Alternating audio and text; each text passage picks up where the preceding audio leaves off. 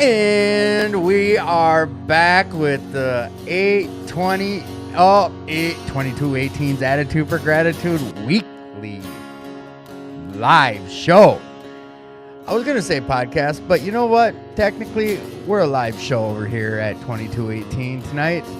Eventually, we'll be a podcast, but for now, we're a live entertaining show going forward.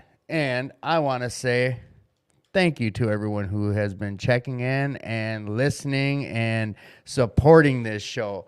It is amazing the support we have down here at the club and on this show. Let's get this thing started with advertisement, not about a Christmas Day dinner. I don't know how I ended up with that advertisement. Tomorrow night, we have got our Valentine's dance going on here at the club. So come on down. We also have a great dinner going on at the club as well. Jane, the lovely Jane, is putting on a Gratitude Cafe situation of homemade pizza. It's pepperoni, sausage, bacon cheeseburger, any of those three choices, tossed salad, garlic cheese bread, orange jello, fruit, caramel, apple pie, ice cream, chocolate chip cookies, water, coffee. Jane does not play around. I think it's a $6 or $7. It's really affordable. Come on down to the dance tomorrow night, though. It's going to be a blast. It's an auditorium and annex, DJ, all that jazz is going on. I'll talk about it again before the show's over and probably at the top of the hour because it's going to be a big event. A lot of people are going to be here. So come be part of the big fellowshipping dance party off tomorrow night. Valentine's, bring your honey boo-boo down here or your man. It'll be a great time. Or just come on down to, cut the rug. I think that's what they say, cut a rug. I think that's what they say, right? Let's go cut a rug.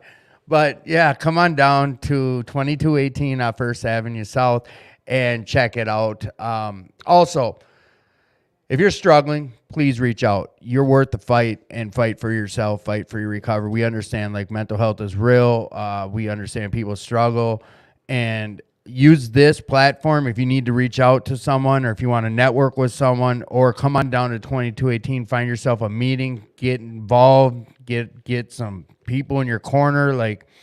I'll talk about it a little later, but this whole thing of recovery, it's really worked for me. We were just at a Thursday night men's meeting over in at another Alano, and I was getting some clean time. And we're talking about it's one of the best tools that I've learned is how to lean on other people when I'm struggling. It was something, I don't like saying, as a man, but growing up, it wasn't something that was not so much as accepted, but just something I didn't do. If I was hurting or, dealing with some type of anxiety or some depression, I wouldn't go tell another guy hey, Jeff, I'm struggling today. But I do now. And that's probably saved my life tenfold. So what I want to also tell everyone out there is that my number will be down in the comments as well as you already see Elena's is.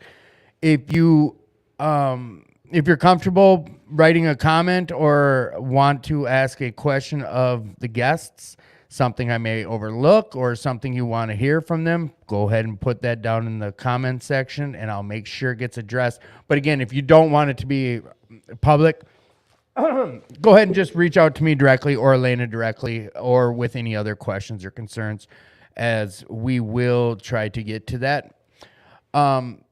Also, Saturday nights, we have a speaker meeting here. Come tell your recovery story. I believe right now we have 2 of the 4 Saturdays filled out, but if you'd like to come tell your story, there's a fill-up sheet at the front desk. Come on in, put your name down, and someone will reach out to you about that. Give me 1 second while I close this window because I hear people talking away. It's not good for the show. I think it's because you're quiet. Jesus. Whoa. There we go. Oh, yeah, I had you muted. So what we're going to do is Elena came correct with the segment today. She's going to talk to you guys a little bit. I'm going to go back into some other stuff like the Ride for Recovery, which is a huge event down here, and some other stuff that's going on with the club and how to come get involved with the club. So who are you? And tell us about your segment tonight. I feel a little sad because I was muted. Yeah, I know. I'm sorry. I only unmuted me. I'm figuring it out. Yeah. So I'm Elena, if everybody doesn't know that. So Tim told me to come prepared, so I came prepared. Oh, you so used to always do a segment. I know, but strayed. sometimes things change. So I will come with a segment every single week that I'm here. All right. So today I'm gonna read a quote from one of my favorite people. I really like Tony Robbins. Do you know who Tony Robbins is? I know who Tony Robbins is. Okay. Big-headed SOB. He does have a pretty big head. I know, but I love him. So the quote is, "Stop being afraid of what could go wrong and start being excited for what could go right." Read that again. Stop being afraid of what could go wrong and start being excited for what could go right. Did you get that, Tim? I follow. Okay. So the reason why I'm talking about this is because fear is one of the big things in recovery that we all have to deal with. And one of the things we have to remember is that fear uses us to make it so that we miss out on things, that we don't do the things that we want to do, that we need to do, and stuff like that. And a big example is most of us were very, very afraid when we came into recovery. And as we got further along in recovery, we learned that things were different. Other examples of fear that stop us from doing things is fellowship, going out and meeting people, letting new people into our lives, because when we let people into our lives, we worry that somebody might leave our lives. Going to a new meeting, talking in a meeting, being alone, starting a new relationship, ending a crappy relationship. We're afraid of what's going to happen, but we don't think about what could happen by leaving that. Things could get better. Starting a new job or even failing. Those are big fears that people have. I know I've personally had fears of failing because I don't like that feeling. I want to be able to always get things right. As time's gone by, things have changed. Letting fears in your life and not getting rid of them is letting the fear take charge of everything that's going on. And that's what causes the resentments in our life. And resentments absolutely suck. I still have resentments. So one of the big things is to allow gratitude in your life, because when you allow gratitude in your life, it helps you feel and it helps you not be so afraid all the time. And one of the things that I'm just going to mention here is time goes by so flippin' fast. Mm-hmm. So if you are afraid of things going wrong and you don't look at things and think of like getting things done and stuff like that, look at it like in with recovery. You're going to meetings. Boom, you got your 30 days. Boom, you got your 60 days.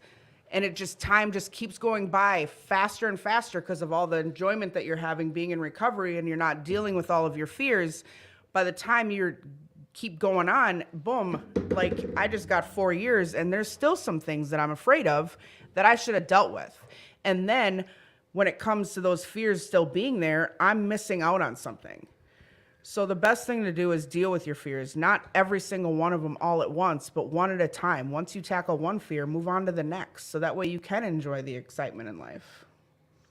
And like, these are life lessons, period. Like, you don't have to be in recovery to apply this stuff. You don't, but we are doing a recovery podcast. That's right. And on that, when you brought that up, I just want to read the real quick. Page 66, there's a paragraph, and it starts this way. It is plain that that a life which includes deep resentment leads only to futility and unhappiness. It's right here in black and white. It hasn't led me wrong yet. This book that we read, without advertising it. It talks about us, but you're absolutely right. What you're saying about resentment, it's there's a reason that we do 4 steps and we deal with resentments, because did you bring up that it leads us back to getting thirsty, or what were you saying about it? So it does, and I would much rather wake up happy than living in fear. I would much rather wake up grateful. Like, that's my biggest thing when it comes to recovery, is that I would rather be grateful for the things that are happening than be afraid of whatever's following me. Because then that's kind of like having that monkey on your back that never goes away. And we're trying to get rid of that monkey or that bag of bricks that we're carrying around all the time. Right. I agree with you. I think so far so good. That's awesome sauce. It's up to you guys if you want to pick up any of these books we talk about, or if you guys want to add anything to the comments section. I get them on my phone, or we'll see them online here. But again, reach out directly to Elena or to myself. I'll get my phone up here pretty quick. But I think that was great, Elena. That was awesome. Thank you for the deep dive into it, and the preparedness and the readiness and the awesomeness you just provided us with. I'm serious. I give her guff, you guys. Anyone who listens knows I love when she came correct when she first started co-hosting, when she went from producer to co-hosting.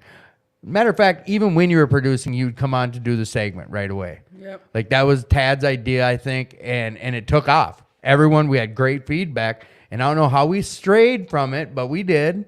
It just, whatever, things slowed down. Because I took some time away for life. Yeah. And then realized how much I really, really missed this part of my life. And it's awesome sauce.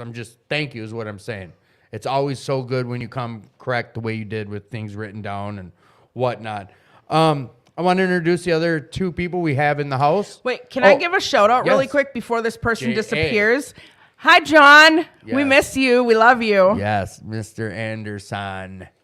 Mr. Anderson. I love that dude. I do. I love riding with him. I love him. His attitude's always awesome, no matter what he's going through. Anytime I've ever had encounters with him, he's just so upbeat, no matter what's going on. I was going through my phone for his birthday because his birthday just passed, and I was looking for pictures of John.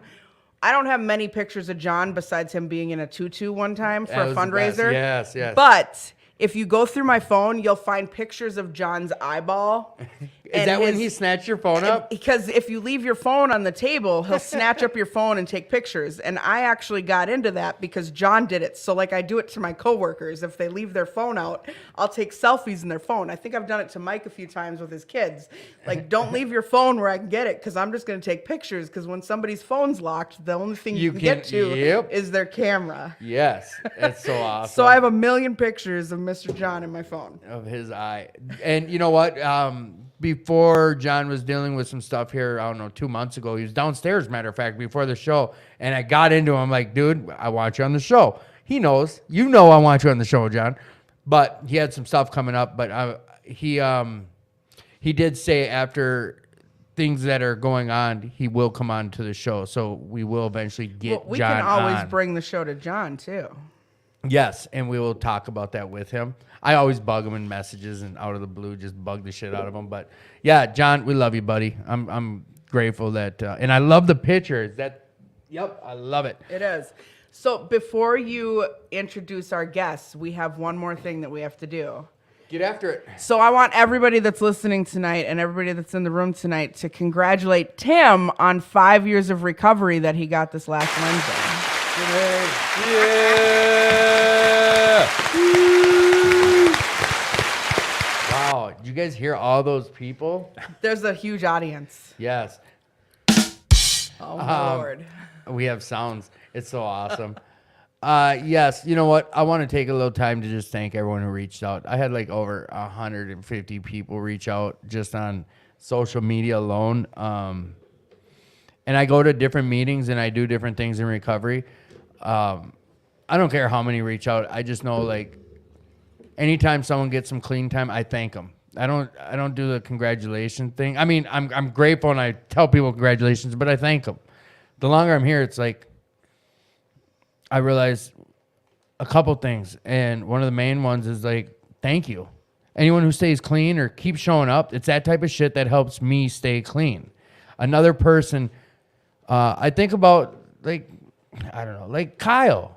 That's a perfect example. I just texted him like, dude, I know you're like half my age, but I look up to you.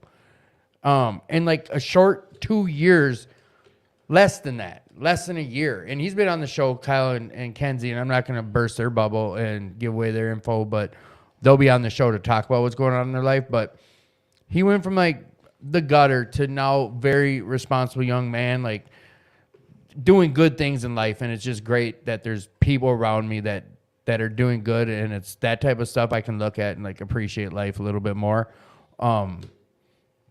There's so much more to recovery than just me not picking up dope or a bottle. I've realized it's just a lot, and being able to sit and throw up on someone else. Like I should explain it better. It's like me when I say throwing up on someone else, I mean like with my issues, to go to another human being and tell them my problems, and they're genuinely there to hear my problems and give me some advice or just an ear. Like that stuff saves my life, and then I get to do that for someone else. So I'm grateful for the time I have and today. So thank you guys. And guess what? Elena brought in a cake, and like I love these people. I do. I love everybody that's been here along the way, and I can't wait for the next new guy to walk through them doors so I can be there for them. Who's in the house? Go ahead. Who are you? What's your name? Come on, Spike. Get on the mic. Get up very close and personal. All right, my name is Jeff. Hey, Jeff. And? Eric, alcoholic. Eric and Jeff in the house. What's that? Nothing. No, I got everyone off mute. I'm just looking finally. at your buttons. Don't push my buttons. So Gonna happen. I think, I don't know if Eric's able to. He's been really helping out with a lot of technical stuff here, and depending on like our guests moving forward, how many are in the house, like he's been making it a point to come by here, and I'm just hoping that because tonight he's finally took himself off mute and he's going to share a little bit that he's still, this isn't his way of saying like, hey, I'm probably not going to be back next week. But how about we check in? Jeff, how is it go? I know I talked about you, then I bumped to him. How is things going with Great you? hosting. I know. I'm not keeping on your toes. Things are fantastic. Well, we had you on the show how long ago? Did we ever figure that out? No, but I can look. I mean, it's been a while. It's been over whatever. A lot's happened Yes. since you were on the show last. Yes. Let's talk about it. Like, I know there's some stuff with work, vehicles, home situation.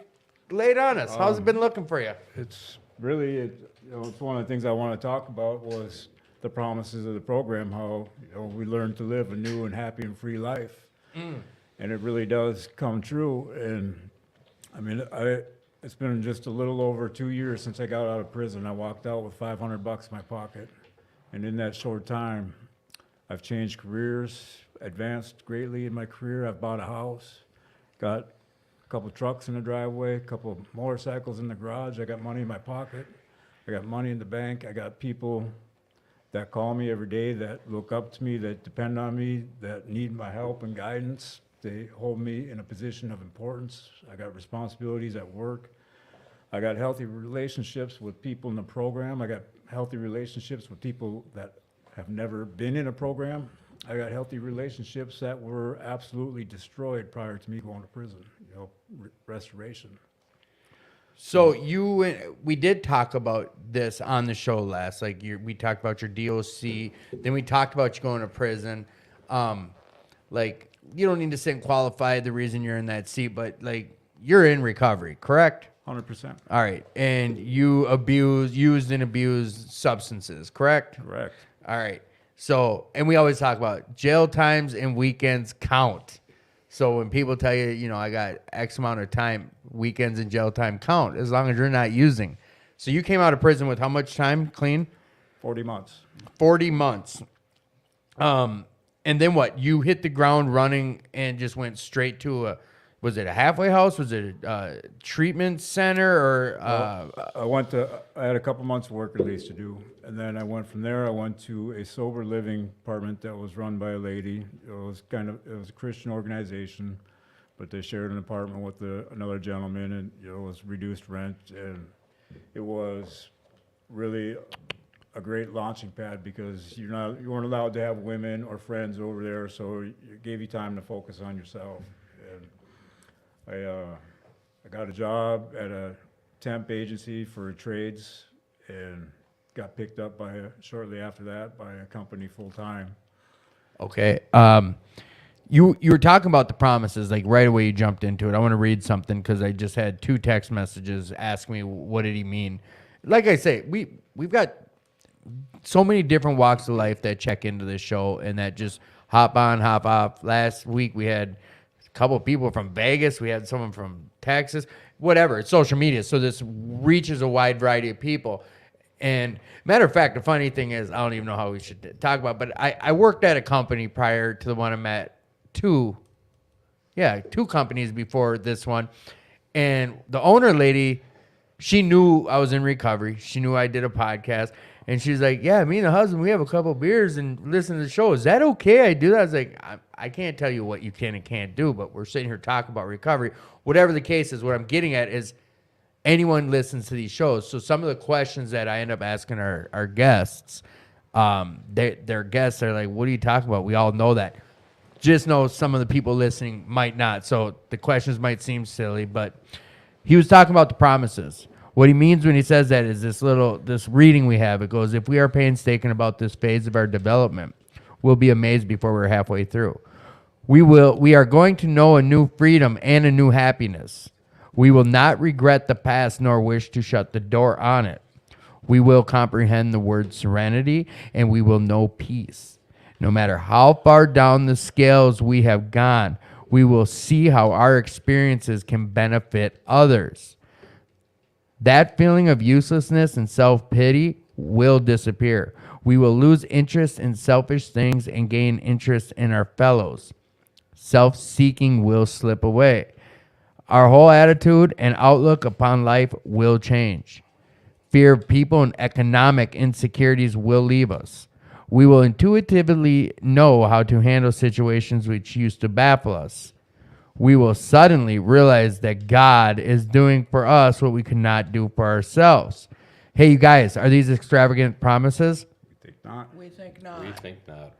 They are being fulfilled among us, sometimes slowly, sometimes quickly, but they will always materialize if we work them.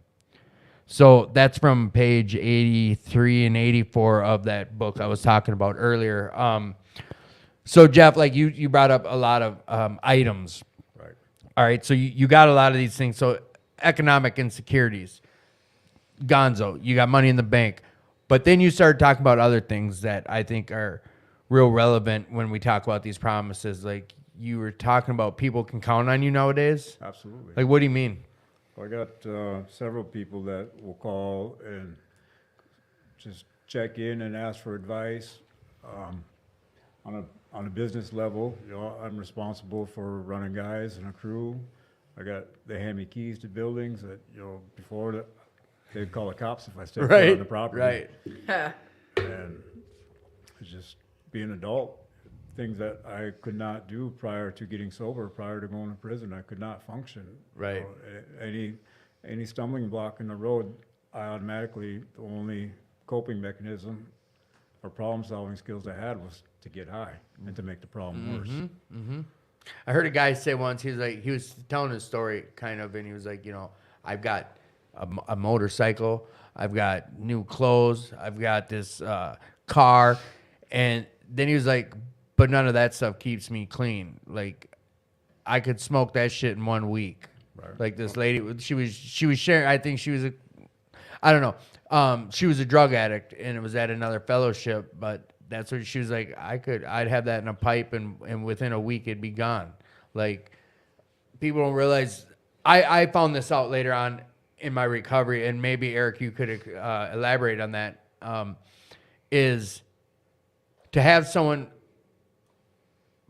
To have somebody depend on you and you know that they understand you'll be there for them. Like, is that hold weight in your life today? I mean, yeah, it's a difference between in the fear aspect. I'm not afraid of dropping the ball all the time. It doesn't mean that I don't have that paranoia sometimes creep back in and that little bug trying to tell me that I'm going to fuck things up. But every day that I've been in recovery, I'm able to achieve the things that I've been setting out to do. I'm not getting in my way with it. I'm not continuously falling, backwards. And so the people around me start to actually trust me. When you say you're going to do something, they start to see you actually do it. They see you follow through with those things. And it doesn't mean you're perfect. You're still going to fuck up things. But you start building that reputation over and over again of, like, actually being there for people where... Right. And I sum it up in 4 years of recovery, I've been able to do what I couldn't figure out in 20 years of life. Right. Right. I think that's really powerful, and because the promises, I know early recovery, and I talked to a lot of people in recovery who've said the same. It's like I came in here with nothing. A lot of us come in here, at that bottom with, licenses gone to shit. The home situation's bad. I don't, in the gutter, bumming. And I'm thinking promises, okay, money. Instantly, that like my broken brain thinks that when I hear getting better. But then I got a taste of, I shared about this. It was when someone asked my opinion on something and they listened. Like some older guys, some older gentlemen, I think it was from this club. And it threw me off to watch two guys waiting for my response to really get my input on something. Something triggered me. I'm like, wow, they like respect what I have to say. To me, that was like a deep promise. Like, part of this, getting some of this life back. And we're jumping, and I'm all over. I'm a perfect host. So Eric, like I want to get back to what we were talking about with your stuff too. But your life, Eric, has changed a lot in recovery. We never shared about this before, and I didn't give you the whole. Is there anything off limits? Asking you that question. I'm transparent. My man. So tell us about your life and like what's going on with you, like what's happened in recovery. Because I know there's been some big things, like home Well, life. I got married last year. Yes, and now you are father of. Well, I have my biological son, and then I have 3 amazing stepkids. So I was able to within this under 4 years or a little over 4 years now of recovery, meet someone, and I'm 40 years old. Like meeting somebody and then who has 3 kids and being able to not just get along with the kids, but absolutely love them. Like Right. I hit the jackpot because I met somebody where instantly I have an instant family, and it's something I always wanted, but using constantly destroyed it over and over and over again. And even so much so that with my 10-year-old biological son, recovery is now giving me the path where we're starting to patch up what our relationship has always been. Like, and I shared this last month where the first time in his whole life, he called me. Like, it was the first time he called me just to share his grades. That's never happened. That's awesome. That's But right. that's- You did. You shared on the show. But yes. But that's, that's where these promises come into play. And again, it's you just keep showing up. You don't drop that ball anymore. Like I don't wake up hungover trying to figure out what the hell I did, and the anxiety and that stress of it, and just that sick feeling of something's wrong, but then going and hitting the bottle again just because I don't want to feel that way. Like hair of the dog, it didn't fucking matter. It's just it was a never-ending cycle, and now. And again, in such a short time, like I've been able to build my own business, right? I'm married, I have a house, I have the family, like all the things that I wanted to achieve, I now have in front of me, and it keeps building. I'm not, throwing it away, and it's not perfect, but I have a much different toolbox and much different tools to deal with it now. Right. When I get into a fight, and if I get into a fight and argument with my wife, I have the ability now to step away, see my part of it where I've gone wrong, and apologize for what it is. I'm not perfect. I still snap sometimes way too quickly. There are certain things that trigger me, and I'm off the hook. And I know I have to work on those. But I now know how to be able to like go and approach it and give a genuine apology for being that way. And that's the kind of stuff that when I was using, no way it would happen. Right. No way. I would. If you if I even knew cared? no, Like, if I knew I was wrong, it was like fuck you. Right. Like and if you're gonna hold it to me, I'm just gonna walk away from you. I don't give that big of a shit about you. Right. But now it's a completely different thing, and it's given me the ability to grow a relationship and be with somebody that I can actually see myself like getting old. See, and this is how I'm gonna keep working on how to word it better, but this is the type of stuff I talk about when I say the other side of the promises. They word it so perfectly on these things, but here's like subpart A, details of what those promises are. Eric just explained in 4 years, he has a family. They count on him. Like You go to work and you keep the roof over everyone's head, you and your wife, and And I'm doing the job I love. that's the other side we're gonna get to as well. Like Eric is the one I share about, you know, with the technology on this show, and it's solely because Eric was able to show us how to do this stuff and come in here and fine tune some things. But this is something like I want to share about Eric is I waited so long to ask him. Like I've always had an open line of communication with you, and I just felt it was wrong to call and be like, "Hey, I need you to come in here," because I just felt like it's some form or way I was using you just for that, and because my communication is terrible on a friend. But then I tell him, he's like, "Dude, well, go ahead. What'd you say?" When I'm like, finally reach out to have you help and tell you my worries about asking you to help. Well, I mean, I'm not going to remember exactly what I said, but it was like, what took you so long? And the reason you had no issue doing this is because you love, or how do you word? He was Well, basically like, This is what I love to do, right? I'm an audio engineer. I'm an AV tech, like doing stuff with whether it's recording, podcasting, live sound. This is my passion, right? Right. And this is the career field that I'm now fortunate to be in and make a living out of. Like that is again what recovery has provided me, and so you see this as like I'm a professional, and you didn't want to ask me because you're like, well, you do this all day, and I don't want to come and bug you, but it's not bothering me because like I can talk about this and do this all day long, all right. you know, and that's. You know, but I wouldn't have any of this without recovery because I'd still be, you know, whether it's flipping between jobs I hated or jobs I just tolerated, I'd be bouncing through things. And when you don't enjoy what you're doing, it drains you so much more. Yes. Okay. I don't, it's not like I don't get exhausted, right? Like I did a gig yesterday. It was like about 10 hours long. And, you know, we're lifting, we got 100-pound speakers that we're putting up on poles and stands. You know, I've got a 200-pound cart that I got to bring in and out of my van. Like these are little things. And yeah, it wears me down, but man, there's not a minute of it where I hate what I'm doing. Right. You're not dreading it. No. And I'm like, I'm a little sore today, but who cares? Right. Like, Well, and you know what? I got to compare it to like, and I'm not sure, Jeff, I'm going to get to you about this, but I know you do construction too. Like I do it all day long.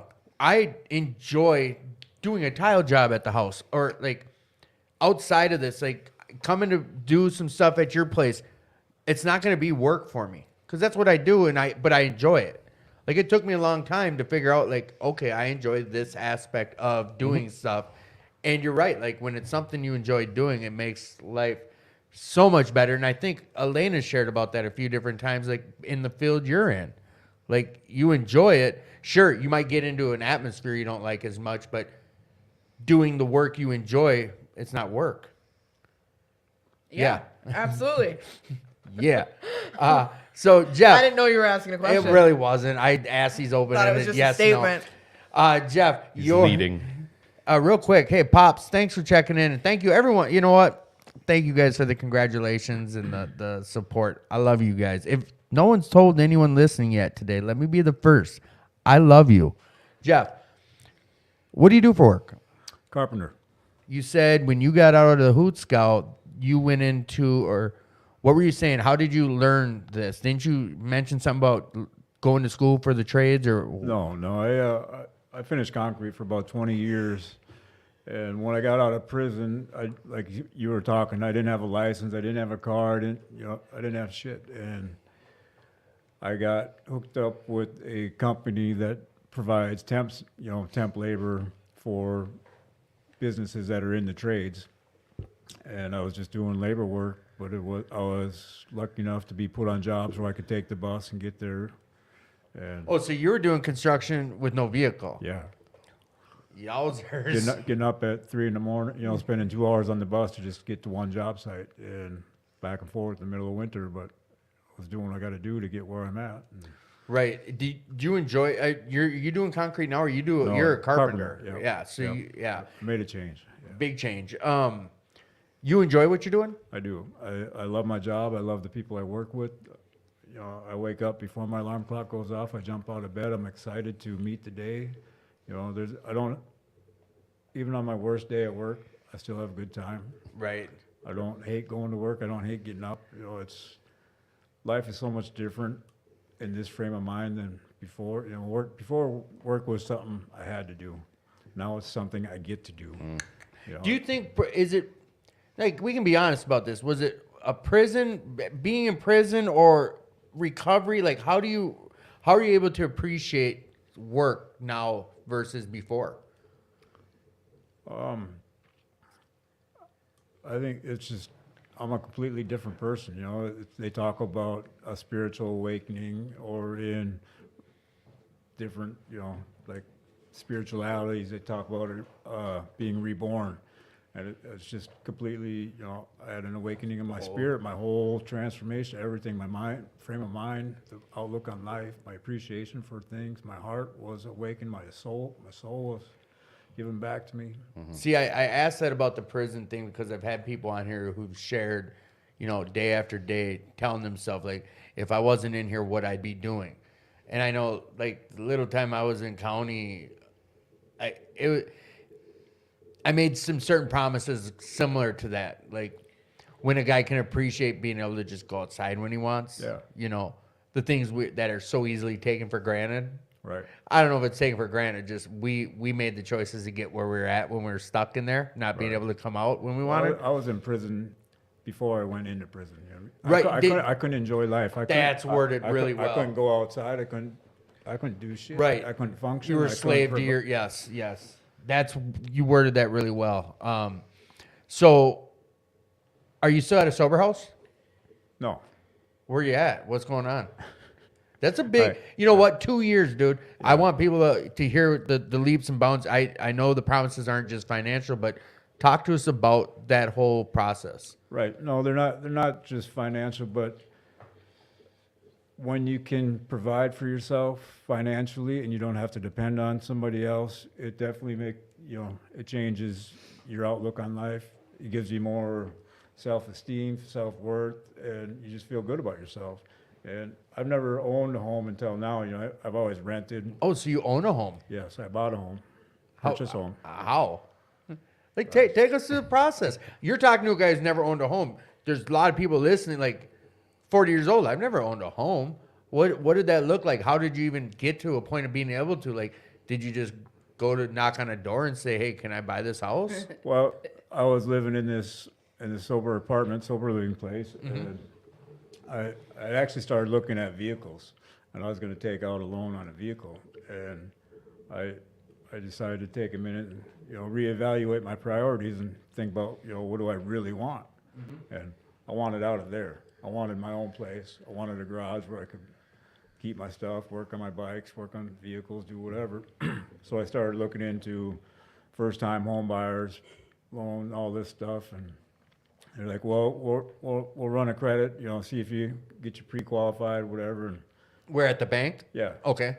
and they actually, Bell Bank has a program called Moving Forward, where they help people that have had trouble past get pre-approved for home mortgages, and I put 1% down, and 1% of total cost of the home? yes, Okay. And the bank talked to you about this? Yes. And you mean people like ex-felons or Yes. just, okay. So it's a program for some people that have felonies on their record that have an option to buy a home. right. Okay. They're trying to help people that are changing their life and get established in the community, put down roots, and What bank was it? Bell Bank, Bell Bank. yes. People are Yep. curious about this. I know we had a lot of questions when I brought your situation up on a previous show. That's why I wanted to Right. make sure to ask these. What seems silly, like did Right. you go knock on the door? These are I'm being serious though, No, because and the mortgage guy, the guy that helped me with the mortgage, he had a realtor that they work with that helped me out, and I mean, it was a great process. From the time I applied to the time I closed on my house was less than 2 months. really, Yeah. okay. So they're very professional. They're very helpful, very thorough, and I mean, it was.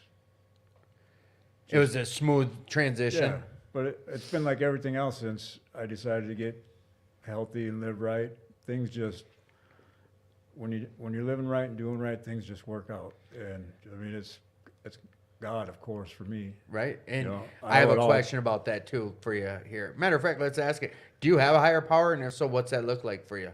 Absolutely. I mean, it's God, Jesus, and the Holy Spirit, 100%. I owe my life to Him. All right. How did you come to that realization for you? Or what does that look like for you? Like, did you wake up one day and say, God is my higher power? Or what did that look like for you? Well, I was raised in a Lutheran family, or that's what I was brought up to believe. I didn't really have a relationship with them, but I definitely always felt something greater in the universe trying to, whether it be protecting me, guiding me, whatever. Because I lived a pretty shitty life and been through some things where I would have never made it this far if I didn't have somebody looking out for me and blessing me along the way. Okay. Well, back when I was using, I like to read, and I'd read all kinds of stuff on, different religions, different spiritualities, witchcraft, all kinds of shit, trying to figure out what. Did you say witchcraft? Yeah, of course, absolutely.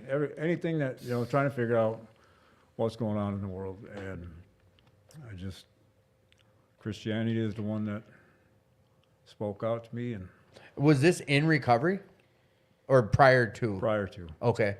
So are you able to utilize your higher power today with your recovery? Are you able to implement that somehow? Like, I don't know.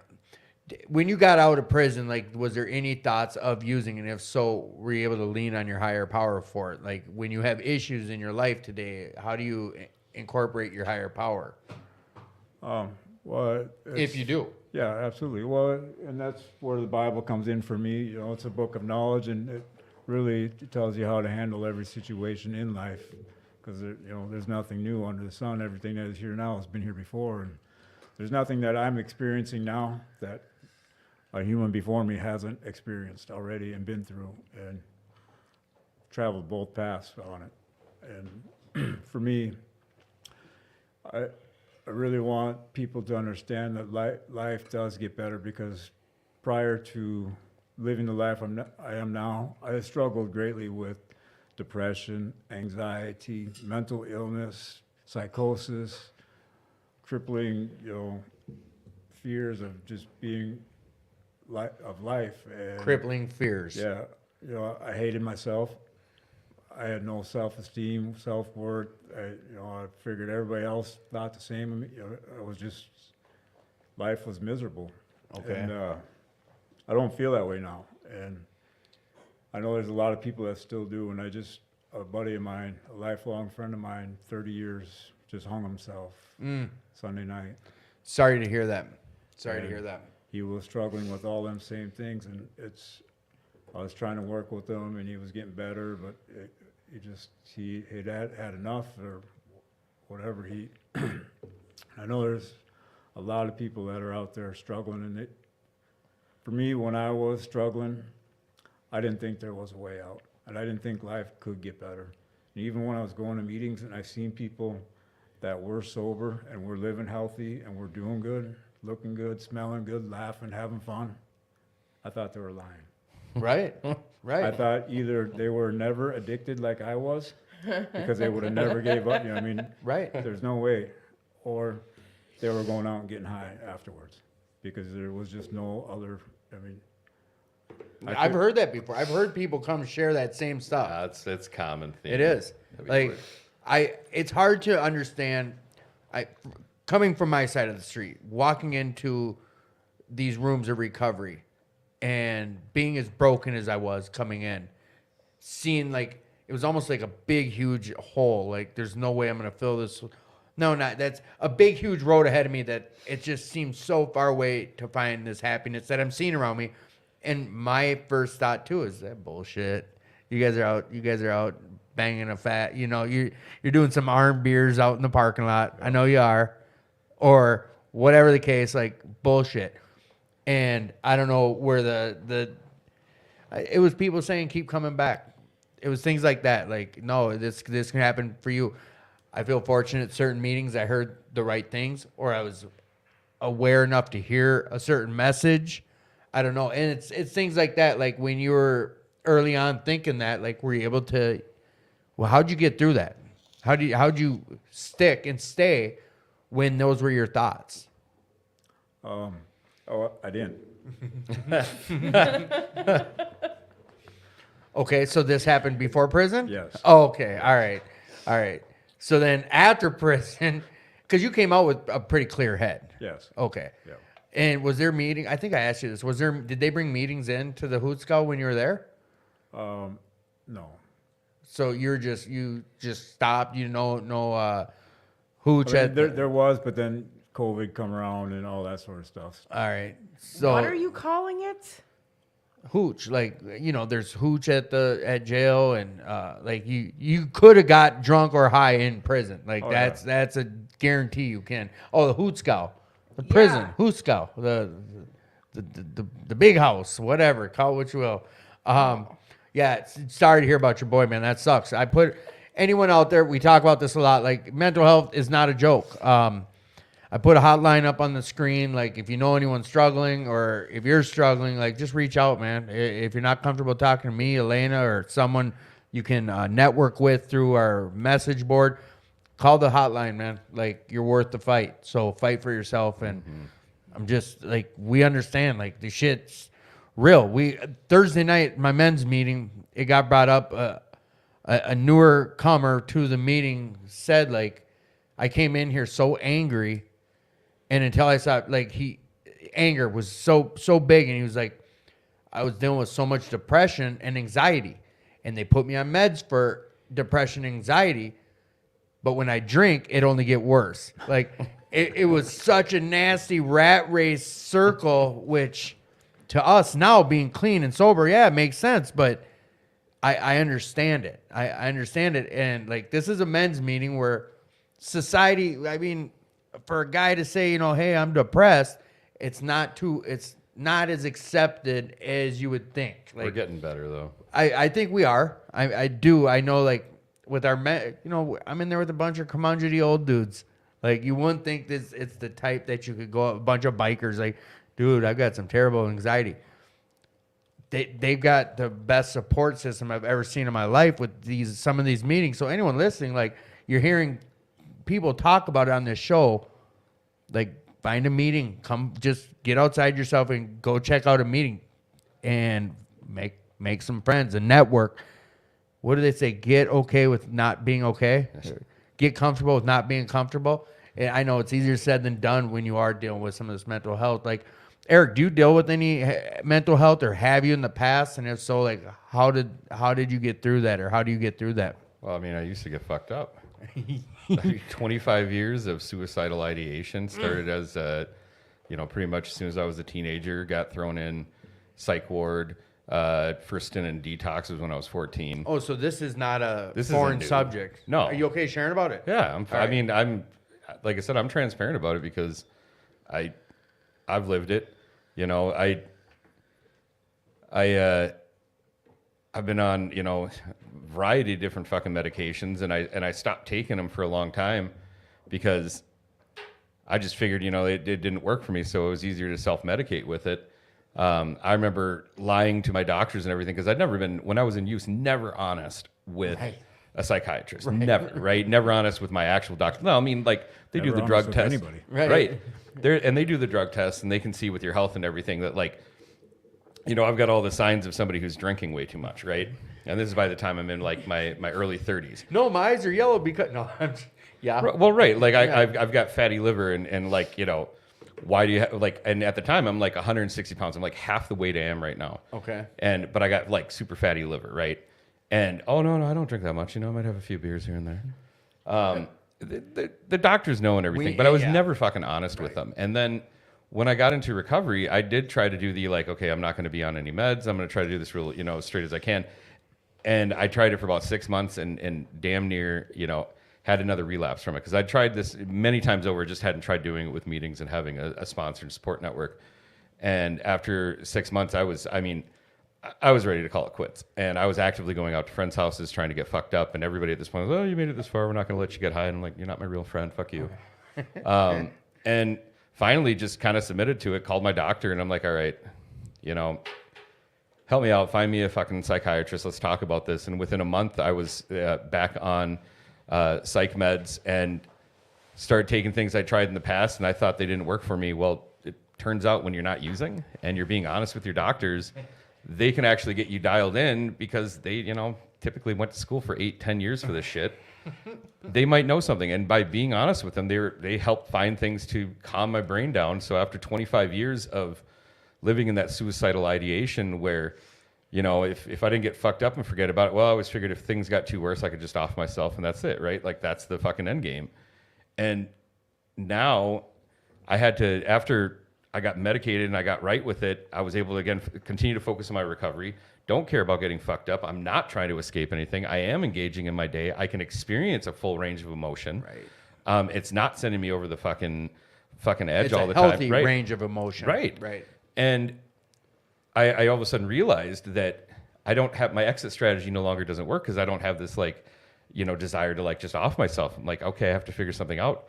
So we do need to have, I needed to have a, still an exit strategy. So if everything still goes to shit, right? Like when I started my recovery path, everything was absolute shit. Like I was being investigated for homicide and like everything could have fucking changed really, really quick And in when my you life. say exit strategy, you mean suicide. Right. Okay. And all of a sudden, that's not my exit strategy anymore. I'm like, I need to do something. So if I need to hit a fucking like reset button, what do I do? And before it was just off of myself. And now it's like, oh, well, if I need to hit a reset button, everything's gone to shit here. I'll just move away and start up again somewhere else because now I realize I have the ability to just start over. I already did start over. Yep. And I'm looking back, I started over many, many times. I didn't realize that's what I was doing, but I kept doing it over and over because I'd fuck up everything and then have to restart it. But now, because I'm not getting in my own way anymore with my addiction, things start actually building up and I'm getting to where I've always wanted to be. And this wouldn't have happened if I didn't have recovery and also taking care of my mental health. And this is addressed in the big book. This is addressed very, very early on with it, where it is talked about that mental health and alcoholism, but you know, recovery in this sense, go hand in hand. Because if you aren't taking care of how your mind is affected, then you're not going to be able to get the full thing out of recovery. Now you can grind it and not take any kind of psych meds, and there's people who've tried to do it for years, and if that's what works for them, great. But myself, I found the path that, you know, I don't get fucked up. So much so, this happened to me last year. I had to go to the hospital. I ended up being in the hospital for 8 days, 5 days in ICU, and I was on Dilaudid almost the whole time, right? And they let you out of the hospital. Like I had really bad pancreatitis. My whole digestive tract is shut down, and it you know, when your organs stop working, it hurts. It is not a very comfortable state. And they send me home with some Dilaudid, and they only give you a few days. And after, you know, I get out of there, and I'm not on like much. We're talking like 2 or 4 milligrams at a time, right? Right. Like nothing that's actually getting me high. And I get out of there, and I had some friends in recovery tell me, oh, like, you know, does it feel like you're cheating and everything? And I'm like, well, no, it doesn't feel like I'm cheating because I'm not like chasing a high. Right. I'm just trying to get rid of this You fucking weren't pain. escaping. Right. And after the meds ran out after 3 days, I switched to fucking taking Tylenol and naproxen. And it was like this head trip. I'm like, holy shit. Tylenol and naproxen was taking the pain just as well, away just as well as the Tylenol and fucking Dilaudid was doing the day before. Because I wasn't chasing a high. I wasn't trying to fucking escape anything. I just wanted to be comfortable enough to be able to actually do something and, you know, get out of bed. But I wouldn't have had that state. I would have been trying to still escape had I not dealt with the mental health, which allowed me to focus on what I needed to take care of inside to actually have recovery. So these, like you said, these people that go to school for 8 to 12 years really knew what they were doing. Yes, but it's really hard to find people you trust because that's a very, very sensitive part of where we are. They have a lot of power and they can really fuck us up. Yep. And I had terrible experiences when I was younger with it. That's how I ended up in psych wards, and I got thrown out of my mom's house, and she tried to get me into foster system, all by utilizing the psychiatrists that I had been seeing, the counselors, by saying, look, he's fucked up and he's going to do all these things. And if we don't get the cord interaction, and you know, fortunately my dad swooped in and kind of saved me from getting thrown through the system that way, but it brought this massive distrust in it. Yeah. But looking back on that, I don't know who was right or wrong because I was getting fucked up all the time and I'm 14. Right. So, Well, and like I think what I've heard, the main thing of what you just shared is the two key things: being clean and getting honest. yeah. Like with your doctors, everything turned for you. It sounds like once those two things lined up. And if your doctor doesn't want to listen to you, go get a new doctor. Yeah. No one said. You know what? And we had someone on the show named Finn. As a matter of fact, I think he's just getting back into country. He went to New Zealand for one of the fellowships. He goes to New Zealand for a big convention, and he's in the medical field, and he was on the show sharing about that. He said one of the main things that drives him is seeing how some coworkers, I won't even say coworkers, other people in the field, the medical field, will judge a patient based on their past, not their medical past, but their using past.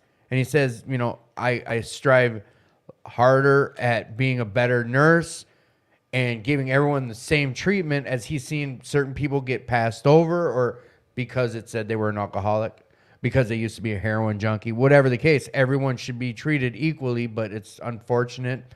Humans will be humans sometimes. And to the detriment of certain clients or patients, that could happen. But like Eric just said, go get another doctor. Yeah. You know, if you're off to get help and you're genuinely doing what he's talking about is going to get help, it's rolling around the bottom of your screen right now. Like, fight for yourself. Own your recovery. Like, own yourself. Like, you're worth the fight. You hear about it weekly on this show. Life gets better. It can be a hard struggle. What'd you just share? 20 plus years of the struggle. But it does turn for you. So, Jeff, Yes, sir. biggest hurdles in your earlier recovery, and how'd you overcome it?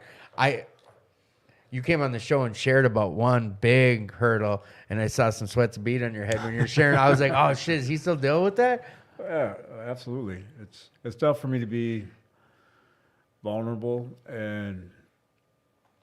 but just by nature, I'm more quiet and reserved and a little bit introverted until I'm comfortable with people, and then you can't get me to shut up. But You were really involved with a meeting taking place here until you got your place. I believe that's kind of when things started transitioning to you not being as involved because you had some new responsibilities that weren't right in the neighborhood here. What does your recovery look like today? Are you even involved in recovery that much anymore? Yeah, I'm going to hold you over the coals. What's up, dude? How's your recovery looking? I do this podcast every now and then. Oh, wow. I So, think the last time I messaged him, I asked him how things were going and do you hit up any meetings lately? and answer, he just didn't respond or what? I think he kind of like went around it. Yeah. So, where's your home group? I don't have one. That's all good. Hey, dude, it's a program of honesty, and you Yeah. know what? Like, we know what we did that we didn't get thirsty doing certain things. We don't want to find out what will get us thirsty. So, do you have plans to change that, or don't just appease the show or us? What is it? What's it looking like for you, dude? What's going on? Well, you know, I find my work has been best out amongst other people. You know, I live a program. I don't necessarily read the big book or the NA book every day or sit down and physically do my steps, but I'm constantly evaluating my behavior, doing my inventories, checking myself, and just I keep to my routine. Make sure I take care of myself mentally, physically, spiritually, get all them things met and need, and I do what I can to reach out and help people. And You're using the tools that you've acquired so far in the program?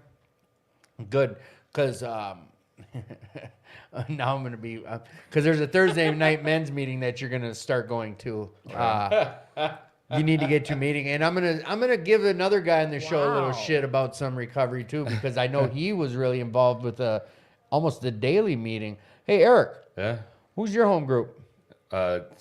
Should I even say it? Do we say them on there? You can say, Oh. hey, this is your recovery. Yeah, it's Jitters. You've been going to it? Yeah. All right. But I didn't go for a couple of months. You didn't go for a while, huh? No, but I'm back on the weekly, but I was doing it almost daily. Ah, I know. In the early recovery, I was hitting at least 3 meetings a week, and then I got really involved. I was hitting 5 meetings a week. And at the same time, then I was a lot of that chunk of time. I was the vice president of the board here at the club. Well, yeah. So, like, and not to cut you off, but that's what I was going to get at with Jeff. Not to cut you off. I did cut you off. Being involved, like, any of these fellowships, one alcoholic with another who both have the desire to stop drinking, that's a meeting, period. So, you're like, I'm in a relationship with a girl who I know from recovery. Every time we get Hey, together, me and too. there you go. So, and I'm not saying this is going to save me and I'm never going to get thirsty, but we talk about anything with our addiction or anything with recovery, it's a meeting. But I have a meeting every day. You're staying in the solution. You know what I'm saying? Like, and everyone's story might look different. Mine looks like I need a meeting once a week, and I go to a meeting once a week. I do a podcast, but I know for a while there you weren't. I mean, you were up at the club every single day, putting 40+ hours in here at the club. So it was COVID too, and my Yes. entire career field had evaporated, so I had time. And like that is how can you not get some tastes of recovery while doing that? But Well, there's an absolute thing about idle hands, right? And talk to us. if I gotta make sure I'm using my eyes here. Yeah, If I'm sitting around too much and I don't have anything to do, and it goes on long enough, then the chance of me having a relapse is going to continue to increase. Without having engagement with other people, without having something to be focused on, I can get lost in my own thoughts again, right? They can start creeping around and they can start banging around in my head until I don't want to hear it anymore. And I might be taking care of some things. But if I'm not being proactive, then I can fall back into any of those old patterns. And I've learned this. And it's something I identified in this past year, as I had not been going to as many meetings, was like we talk about being a dry drunk, where I could tell myself I was becoming much more irritable, right? I'm getting a lot snappier. When I was in active use, I even took pride in how quick my tongue could be, right? And just how fast I could respond to you. We're not And talking about a happy girlfriend. we're not talking about happy people around me. Like, if you drank with me and you weren't close to me, you probably fucking loved me. And if you were close to me, I was just the devil to you. Because why would I care, right? I'm drunk. Right. Who gives a fuck? Yeah. But I'd pride myself in that ability, and for decades trained that ability to be able to quickly retort, and not just retort at people, be able to say the cruelest thing to you, to fuck with your Just to head. dig. Right, just to get at you. And it's not to say that I still don't do that at times, but there are now I have an ability to stop, pause, take a second, actually, try to not let that gut initial reaction, because I've learned in recovery that usually my initial reaction is the wrong one, right? First thought wrong. Right? Because that, if I follow that, I'm going to get back into trouble. But when I stop, I give it a second, I think about it, I don't react immediately. Usually better choices and cooler heads prevail after that. But it takes time.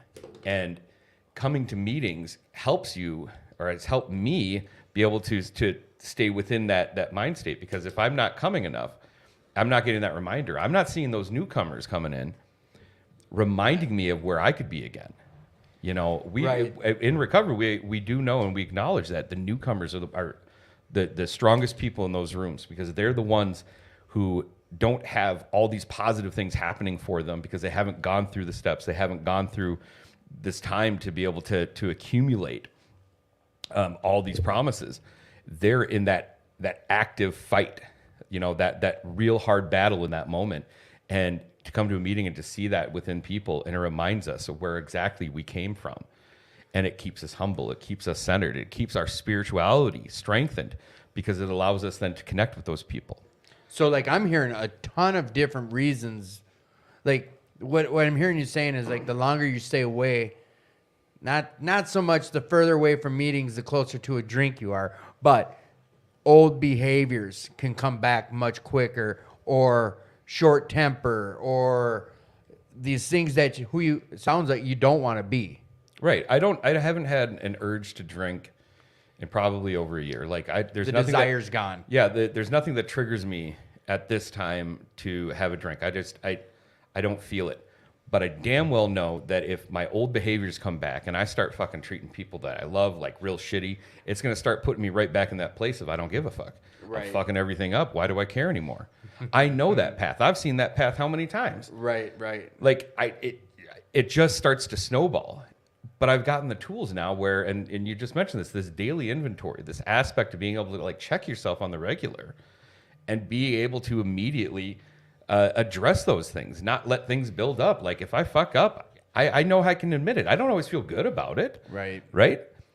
But I know that I can apologize. I can move forward with it. I don't have to let things build up, because my addiction would love for me to let that build up, because eventually I'm going to get fucking thirsty and I'm going to have a drink to try to fucking forget that.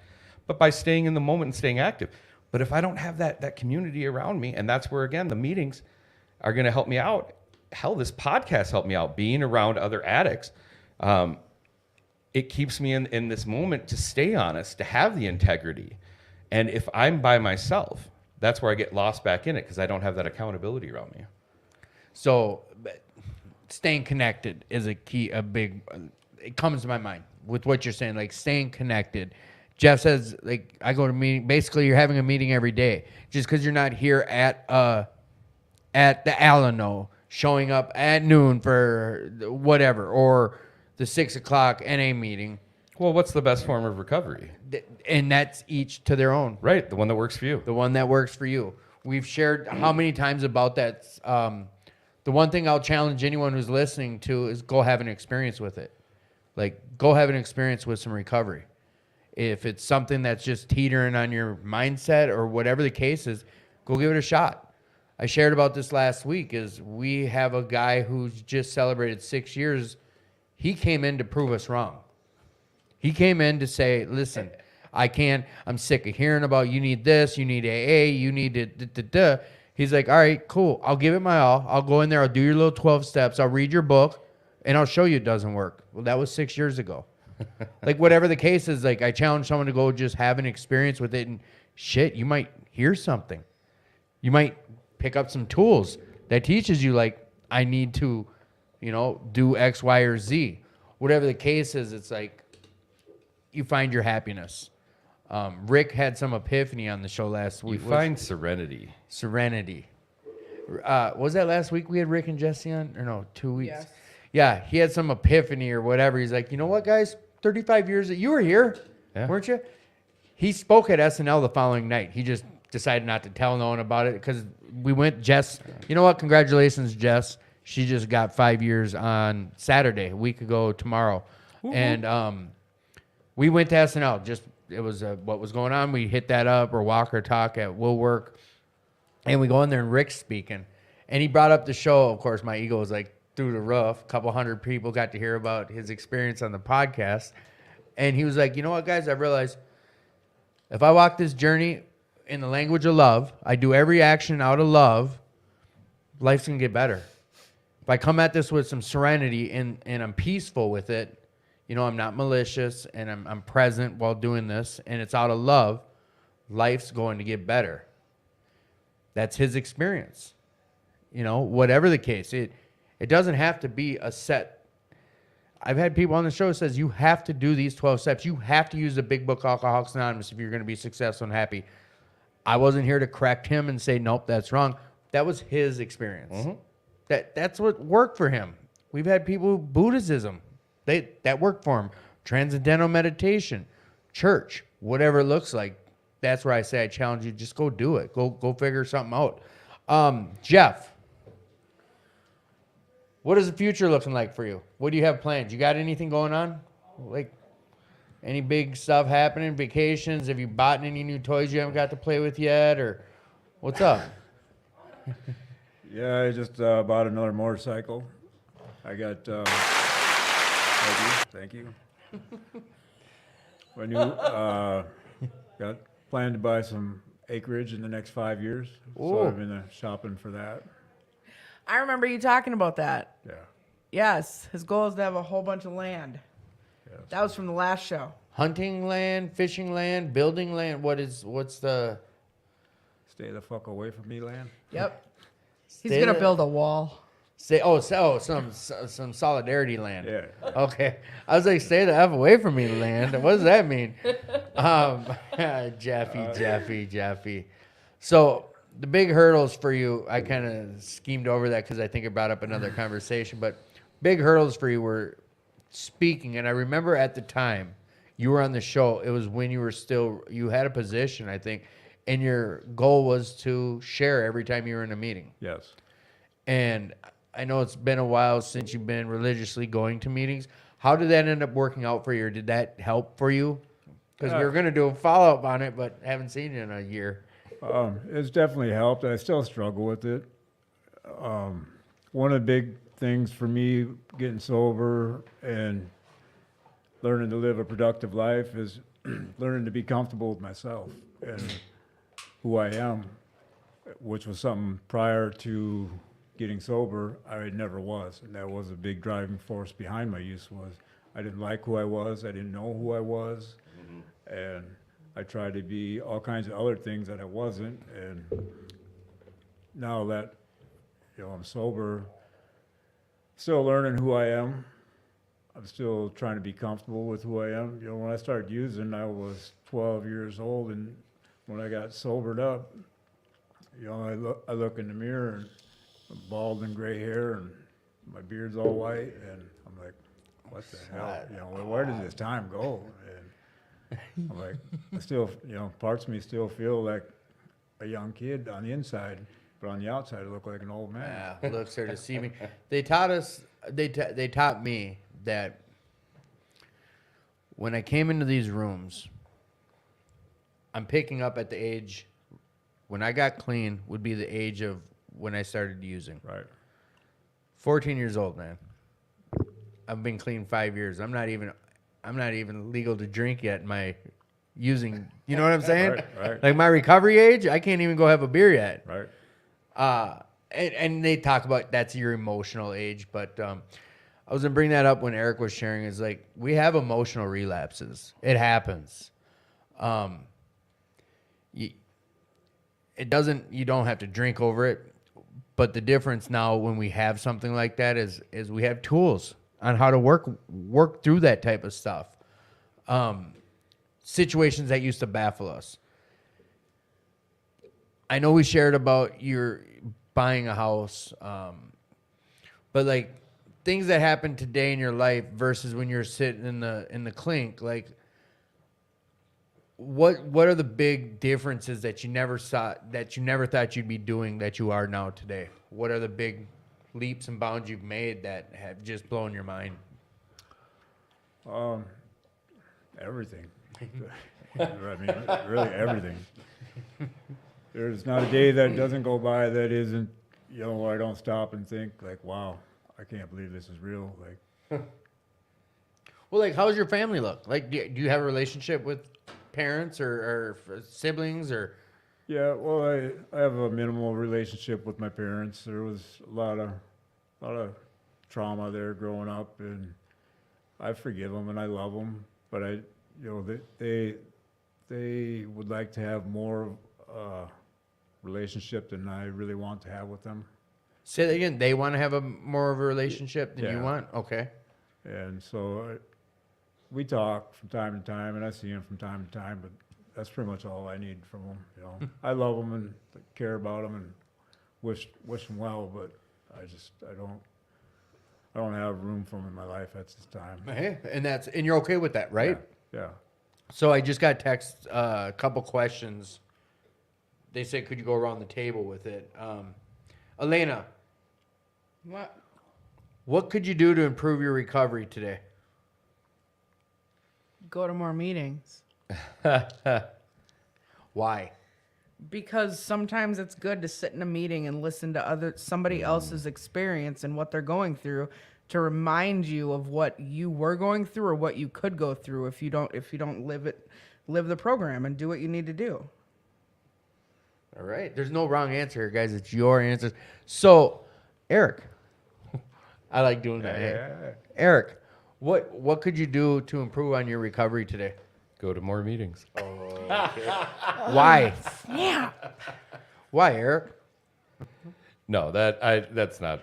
Okay. I don't That's think a more good meetings- answer, though. It is. It's a very solid one. If you For- don't have anything else to improve your recovery at this moment, go to a meeting. I mean, it's kind of a default. But for me, what has always felt the strongest is being engaged within my recovery community, and that goes beyond the meeting. It's the fellowship aspect, being around other addicts who are in recovery. We all share a very deep bond that when you come in a room, you might not understand it. When you meet other people in recovery, you might not understand it in the early days, but we've all been through a fucking hell. We are all miracles to be this part of recovery this far into this journey. And when you are around others who have gone through that same thing, we don't need to talk about it to recognize it. We can feel it, and as we get comfortable with each other, it's just so much. It's hard to explain, but Well, it's have the the same fellowship is common- yeah. Well, I mean, I've met a lot of people who have very similar mental processes, I guess, as I do. The people I've met, I find addicts to be some of the fucking smartest people you're ever going to meet, right? The ingenuity that addicts have to be able to get fucked up, you know, and to take away, you know, the drugs and the alcohol that are just numbing that, people just, you know, in recovery blow up, and to be able to sit and listen and learn from so many different people is just amazing. So the fellowship thing is what I can do more of to help my recovery. All right. Mr. J, talk to us, Goose. What's something that you would like to improve on in your, let's just say your life, because your life is recovery. Like the majority of everything about you, you've already basically said, like the reason you are at where you're at today is because of your recovery. Right. Like that's a true statement, correct? Correct. 100%. What is it something that you'd like to improve on in your life today?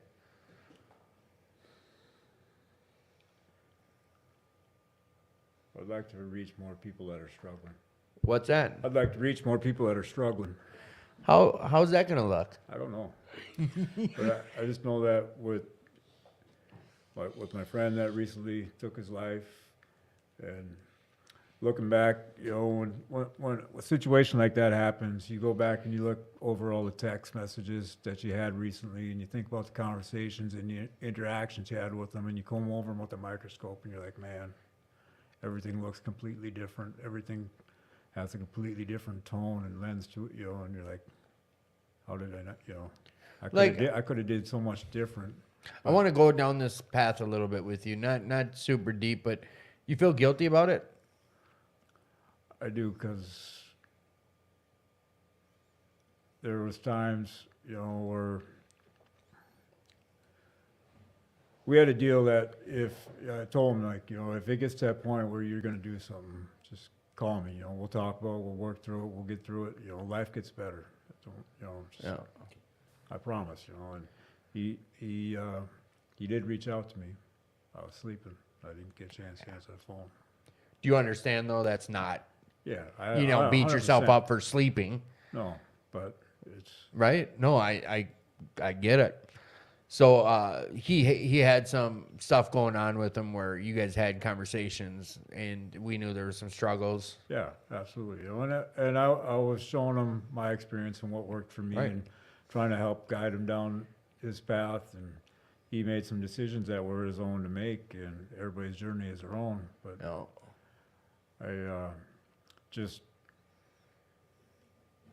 That's one case example. You know, I know there's so many other people out there that are struggling the same way, that need somebody to invest time and energy and be patient with them and understanding, and especially somebody that's struggled with them same things and isn't going to judge them and can relate to what they're talking about and not make them feel strange or weird or uncomfortable about that stuff, because some of that stuff is really hard to talk to, because the faces that you get just trying to explain some of that stuff to people. Right. Yeah. It's makes you not want to ever bring it up to anybody again.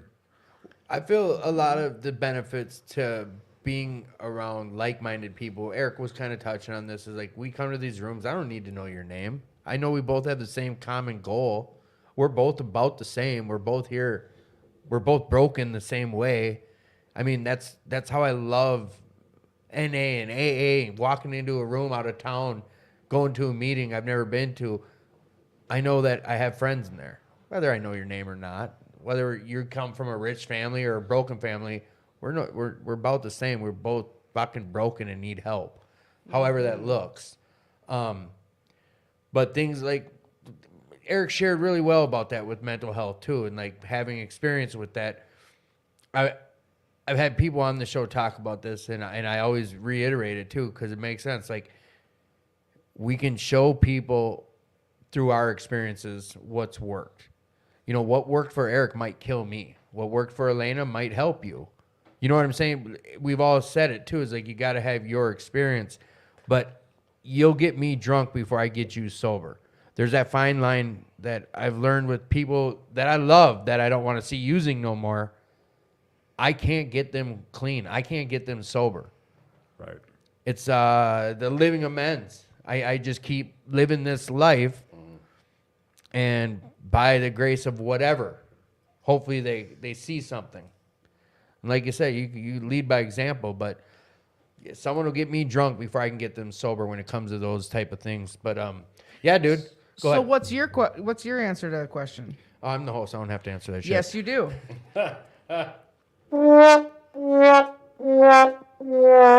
Love my sound effects. That's really the sound of Tim farting. That's not a sound effect. Yeah, that's what I cover up my toots with. What was my question? Let me. What could I improve on today? Communication. I've anyone that knows me, I send sporadic messages. I was just giving my girl so much shit about this, and it's like, that's not her, and it's not everyone else who I was showing her. Like, I don't know if it was my ego or what, but I was trying to explain, like, I've got 300-400 phone numbers in my phone book over the last 5 years of people I've met in recovery, or that I know in recovery, or that I've made connections with in recovery. Every day, there's like 2 or 3 times throughout the day I get this energy where I'm like, fuck, I want to talk, or I want to send a message, and I'll send some old heartfelt messages to a good dozen people a day, random people. Like, I think about like Justin R. He just, congratulations on 4 years, but I reached out to him. Like, I've noticed a lot of my message lately, like, hey, dude, I know my communication's dog shit. My head tells me that we're cool. Like, we're friends. You know I love you. You know that my communication shouldn't reflect how much I care about you, but I find myself always writing the same messages, sorry about my communication. But I message tons and tons of different people every day, out of the blue type stuff. And I want to work on maintaining better communication, because I know just because my head tells me we're close might not work for someone else who has only heard from me 3 times in the last 4 months. Just because I tell them I love them doesn't mean that's the case because I tell them it. You know what I'm saying? Some people, and matter of fact, it was Matt K who really let me have it once when I was like, love you, bro. He's like, no, you don't. If you did, you wouldn't tell me that only once every 4 months and message me once every 5 months. Like, someone who loves me doesn't do that. And that's the type of don't co-sign my shit that I need in my life. So that's my answer. I go to 7 meetings a week. I fully agree. Meetings are extremely important. Plus this podcast. Thank you, Jalissa. Taking action is advocating for safety. Oh, that's bogus. No, thank you for the support. And any questions I've been getting, I got 2 more that came in. What could I improve on today? We already did that one. Yes. Okay. Ceiling's not going to give you the answer. Hey, Jeff, What's one of the biggest things you've learned about yourself in recovery that you didn't know prior to recovery? I'd have a lot to offer people. Oh. What do you mean? Like money? No, experience, knowledge. Experience and knowledge. That goes hand in hand with what you said before. Like you want to hand that over to some people. Yes. All right. And what did we say? How are you going to do that? How are you going to start building on that? Well, this is me pulling insurance out on you to hold you accountable for it, because I'm going to hold you to this tomorrow, the next day. You're someone I'm going to make sure I maintain better contact with. Because where do you live? In Blaine, right? Blaine? Or is it Fridley? Northeast. Yeah, so you've got 50 meetings within a 2-mile radius of you. That's Northeast. secret information. Yeah, okay. It's not like you said the south side of Hilltop where there's only like 600 houses. Okay, There's not 600. I mean, I'll share. I live by Powderhorn. there you go. I live right by the G in Golden Valley. I live right underneath the G. You would live in Golden Valley. Hey Eric, since you've been Golden boy. in recovery, what's one of the most relevant things you've learned about yourself? I don't have to be an asshole. What do you mean? Like you don't have to be? Did you think you had to be? Or what do you mean? Will you elaborate? I think that's just I don't have to be defensive. I don't have to have the last word. I can walk away from things. I don't have to die on every hill, right? What does that mean? You know, anytime a person would have an argument or want to debate, you have to win. Always winning, right? I don't have to win. I can walk away now. I don't have to be an asshole and grind something down to the point where people fucking hate me. That's what the old Eric would do? Huh? Absolutely. Absolutely. I mean, I didn't have to believe in something to fucking argue the point. And I would play devil's advocate just for the humor of it. Just for the argument's sake. Well, not even for the argument, for the humor of it. To watch your actions, watch you get pissed off, and sit there and, you know, and act like I'm enjoying it. And really, I'm just trying to make myself feel better because I feel like such shit in the moments, right? I don't hate myself anymore. Okay. And because I don't hate myself, I don't have to constantly cut the people around me down. Make you feel bad about yourself so I can feel better about me. Right. Okay. And that's an illness. Shit. So, you know, I don't have to be an asshole. Elena, You don't want me to answer that. I do want you to answer that. I want you to answer it wholeheartedly. Do you need to hear that question again? Yep. What have you learned about yourself since in recovery that you weren't aware of prior to recovery? That I wasn't aware of? Yeah, that you found out about yourself since in recovery. That I'm still a bitch? Hey, G.I. Joe said knowing the problem's half the battle, girl. So I'm glad you know half the problem.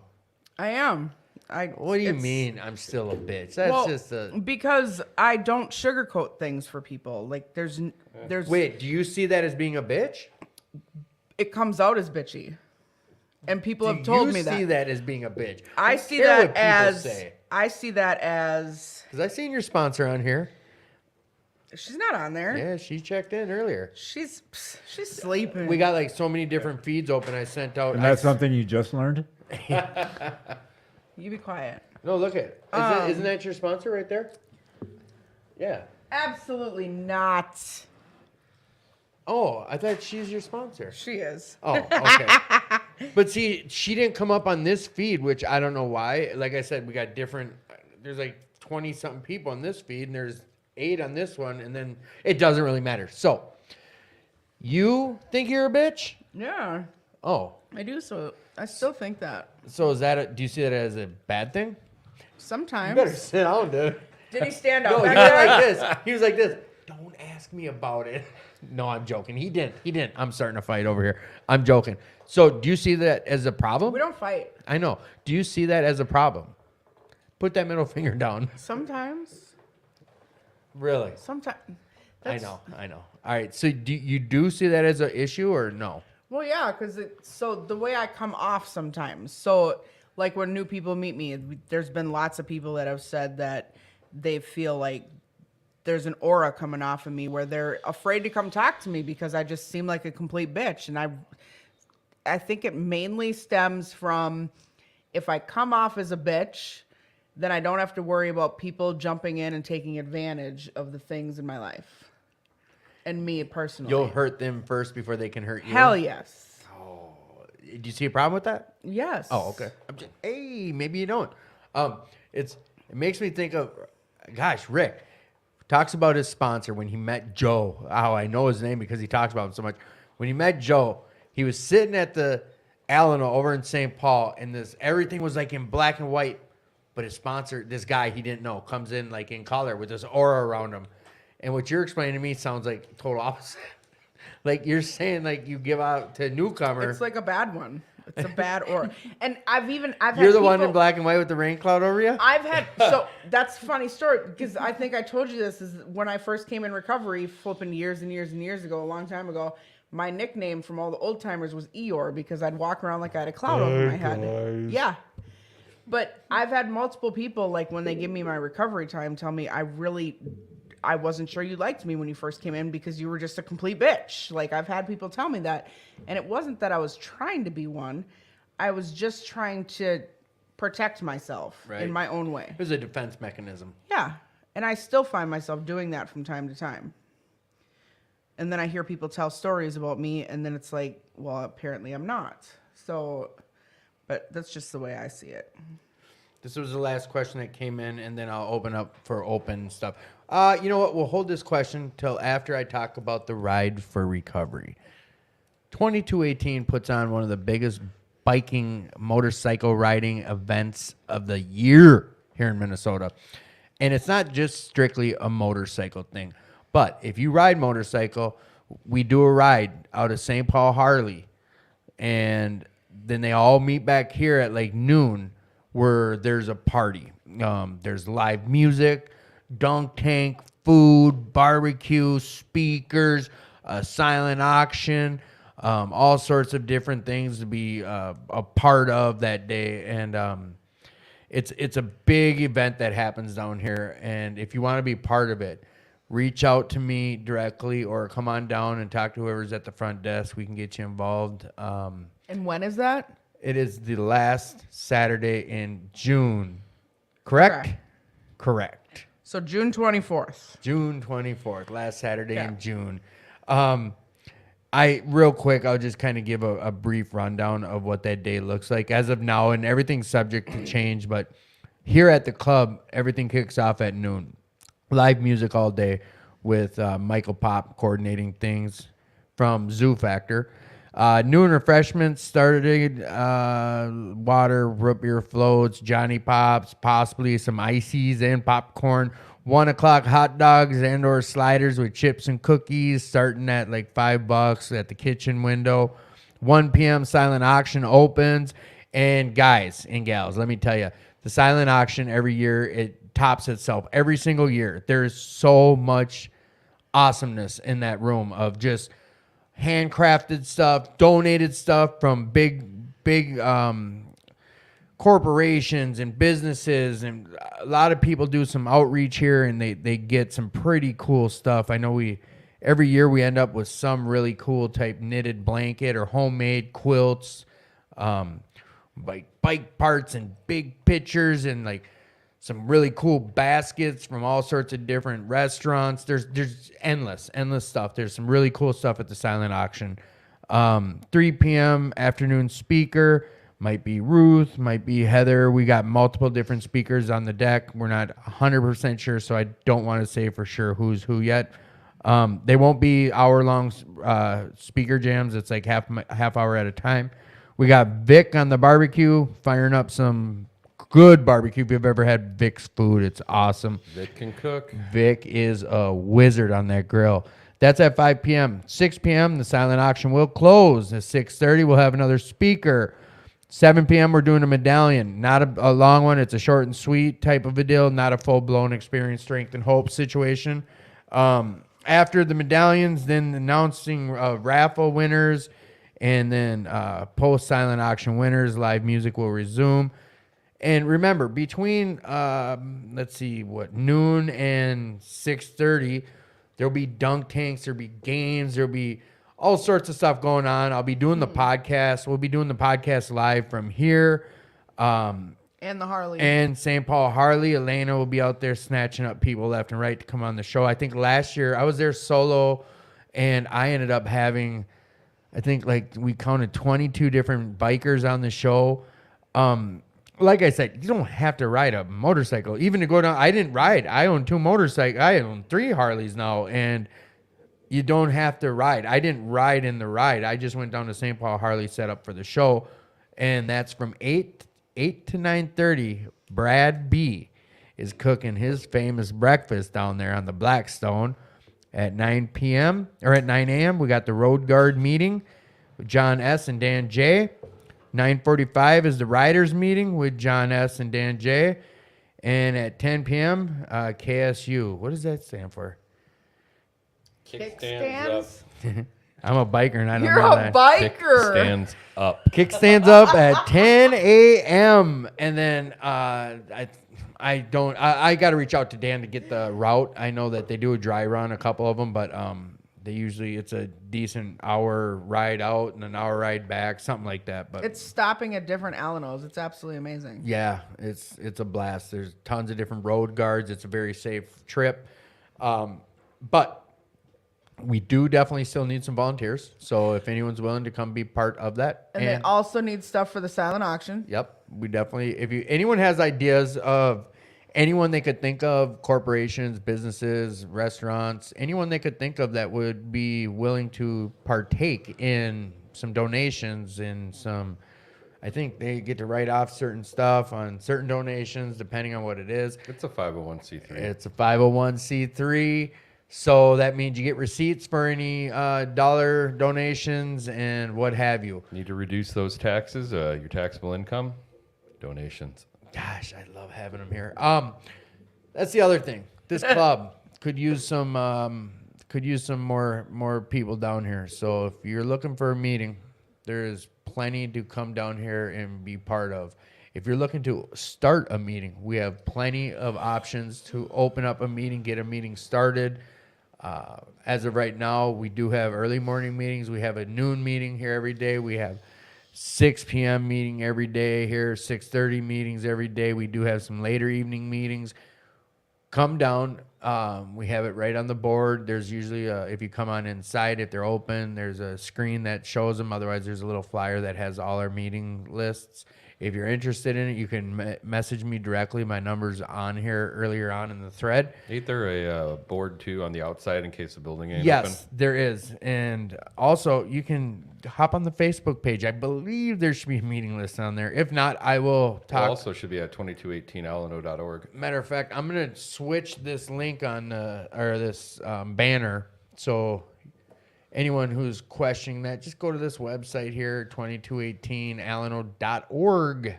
Check it out. Other than that, tomorrow night's the big sweetheart dance. It's the one of our monthly dances, but this one's special because it's the Valentine's dance. We've got food. Jane's making homemade pizza tomorrow, and let me tell you, anyone who's had her food knows it is awesome. She's making pepperoni pizza, sausage pizza, bacon cheeseburger pizza, some tossed salad, garlic cheese bread, orange jello, fruit, caramel apple pie, ice cream, chocolate chip cookies, water, and coffee. And I think it's $7 or something. It's very affordable. Come on down, get some dinner, and then go cut a rug and shake it up down here. It's going to be a blast. So come down.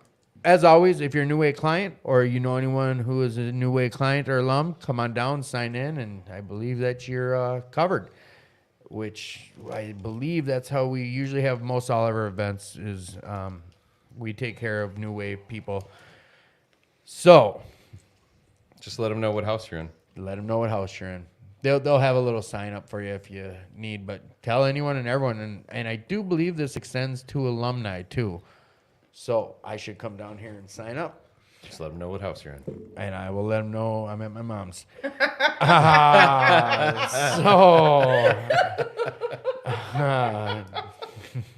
But there are, if I remember, with like the New Way houses, it is worked out with a lot of the house leaders that they can stay out a little bit later because they're at the club and they're at the dance with other people. So if you actually want to have an extra hour from curfew, these tend to be the events that you get to get a little extra Yes. free time. They give you a little wiggle room.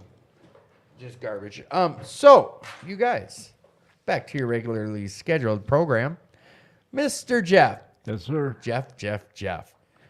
What is one of your best coping skills that you've learned?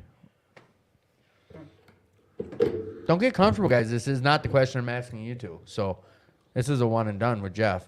Coping skills. What's one of the best coping skills that you've figured out or been able to utilize? What's a coping skill? What? Are you joking? Or are you serious? Nah, you just need more time to think about it? Yeah. Get on that mic and tell us how do you make it through problems in your life today when problems I arise? don't have any problems. I really don't. None? None. My life is fucking fantastic. The biggest problem I have is everything goes so good, it's almost kind of boring. What do you do about it? He buys a motorcycle. I shouldn't let you cop out on that, man. I just shouldn't. I don't think that's right. That's hog shit. But you know what, guys? You're hearing someone who's looking at me bold. He didn't blink once, man. 2 years in the program, both feet in. Got himself a home. Got himself some vehicles. Got himself a crew underneath him. He's the man at work. That shit's always crazy, ain't it? When you have people like working for you, they trust you, they believe in you, and like you're getting them paid, Yeah. right? They're And coming It's, not, in- it's yeah. not from a fucking illegal hustle either. Yes. Like it's all legit. Driving to work on a valid Taxes license. get paid. Taxes get paid. Like yowzers. Huh. Well, you know what then, jerk? What, Elena, what are some coping skills that you, yeah, same question. Wow. I just don't want you getting too I comfy. call my sponsor. What do you mean? I call my sponsor and she helps me through things. So, like, any problem that baffles you, you Yes. pick up the phone? I call my sponsor. I've talked to her like 4 times in the last 2 days. Yeah. Because sometimes that's what you need to do. You need to hear something from someone else in certain situations to see how they would deal with it. How's your snake doing? My snake's a bitch. I think she's like part She's me. taking off. Yeah. She's part me. She takes after me.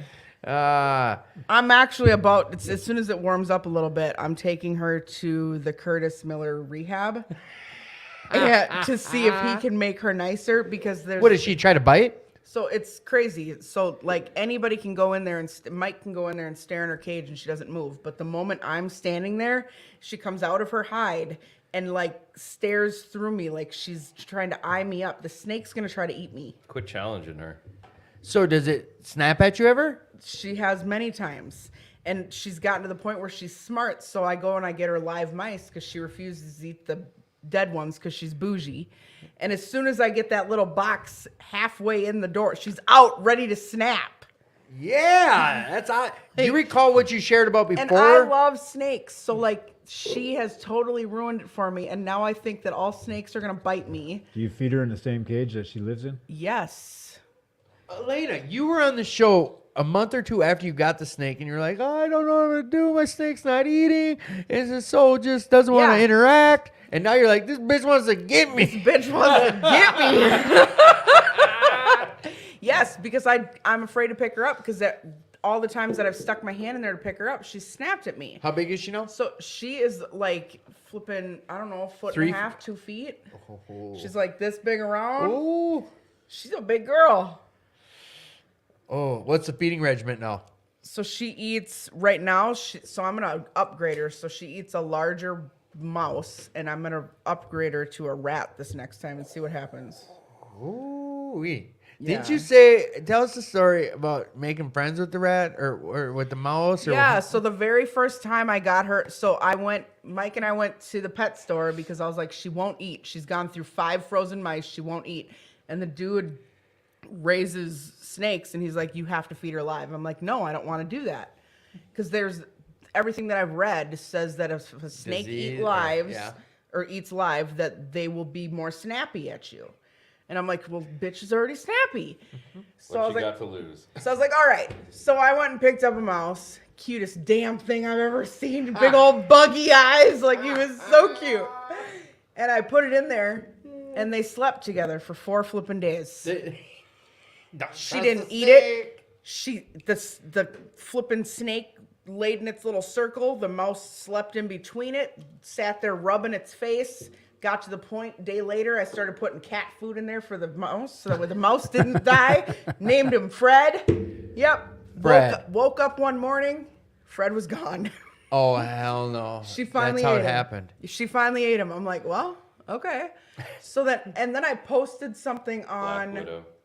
I posted something on the Black Widow. Oh, but yeah. Ball Python website on Facebook, and they wouldn't approve it because they said I was endangering my snake. What? Because apparently mice can start eating the snake. Well, I'm pretty sure if this mouse would have bit her, she would have bit back. Like, this mouse wanted nothing to do with the snake besides to stay warm. It was alone. So then I went and I bought Fred too. But as soon as I put that mouse in there, she knew what it was and she nabbed it. And she's been doing it ever since. Yowzers. Like, it's quick. It's so quick.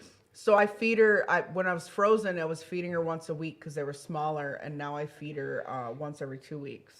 Once every 2 weeks. Yeah. And now you're going to up to a mouse or a rat. I'm going to up to a rat, like a small fuzzy rat. Yeah. Rats aren't as cute as mice. Them little red beady eyes. Oh, that's And now awesome. I have an empty cage because I upgraded her cage. So I was even thinking about getting a couple of them because if you feed them, they're not going to die. People have pet mice for years. Yeah, you're right. You are right. Hey, Eric. My wife hates mice. I hate mice, and I have a really old house, and twice a year my cat catches a mouse. But I can't really feed Did him your cat those. kill the mouse? He eats every single bit of that mouse. Oh. My wife hates mice so much that she went on the black market and got restricted use pesticides to be able to, like, you can't have this stuff without a license, right? And she like went and got it because But you're in a house that's like 100+ years old. There's it's no way- 120. Yeah, it's almost impossible to not let to make sure a mouse doesn't get in. Yeah, I mean we go through a whole winterizing process, but yeah, she does not enjoy mice anywhere. Yeah, mine's about 65 years old, and I get mice every once in a while. It's gonna happen. It's gonna happen. there's not much you can People do. in condos can get mice. Like, it doesn't. Yeah. Whole concrete wall thing eventually, right? So, and have a vacuum system so like mice can't even get in. They'll be kind of like sucked out. There was one point when I live kind of in the woods, and there was one point where I had the windows and stuff when we first moved in, and a flipping squirrel got in the house. So, I mean, it's possible for tree things to rats. get in your house. Tree rats. Eric, coping skills. What's best coping skill that comes to mind that you've acquired in recovery? I mean, walking away. Yeah, you shared about that. Yeah, the best thing I can do is walk away from an argument. If I'm pissed off, I'm not going to make it better. You know, sometimes you gotta remove yourself from the situation, and yeah. So that's I haven't been in a physical altercation in all of recovery, which has been crazy. I mean, let's say what it is. Eric used to be in a very, very prominent music group. I mean, we had a good run. Yes, like had a good basically run. famous. No, not at all. Yeah, but I they- mean, we had a good run. they we were had fun. famous. But I mean, it was a hard rock, heavy drinking Yeah. band. We played biker bars, and you know, we held our own. And it was 3 fucking burly drunks with a female drunk leading us, and you know, I mean, shit pops off, and it just happens. But You hear that in the background? now I can walk away. Here, Yeah. in the background? So, You giggling? no. Elena, round robin. What are you grateful for? She doesn't have her headphones on, so she can't hear it. I can't hear We it. got a little music coming in. This is our closeout time. I'm grateful for new paths in life that I can have. New paths. Yep. Awesome. Jeff, what are you grateful for? Everything. I'm grateful for the life I live now. I'm grateful for the friends I have. I'm grateful for just the opportunity to wake up every day and be a blessing to other people. Just All right. live a life that I never lived before. That's what's up. I'm glad that you're here. I'll thank you again. But Mike, who are you and what are you grateful for? Get close, brother. Who are you? I'm Mike, addict, alcoholic. Hey, Hey, Mike. Mike. Welcome to the show. I was hoping you were going to end with me. All right, well, think about it. Eric, what are you Yeah. grateful for? I've been grateful for this podcast, getting involved again and being a part of it. I missed it. I didn't realize how much it helped my recovery, and so being able to, for the last month or so, being involved again. I mean, and I plan on doing this until my work picks back up, which it's going to be sooner than later. So, but yeah, it's just I'm grateful for being able to be a part of this. All right, Tim, Mike. Tim, what are you grateful for? I'm grateful for the connections we've made in recovery. I saw that over this last week. The people that have reached out to me, as it's emotional, man. Like to think of how many people I made connections with, and that reached out. I'm grateful for all those people in my life. Thank you. I'm truly grateful for the connections I've made. Mike, what are you grateful for? How much time do you have? All night, dude. We're not on a time limit, so if you got an hour, Right. break it down, brother. You're due. Oh, you've been talking too much. I know. So I know. If you want to go ahead with them 3 questions that were asked, I will go for it. The first one was something about what would help me better in my recovery.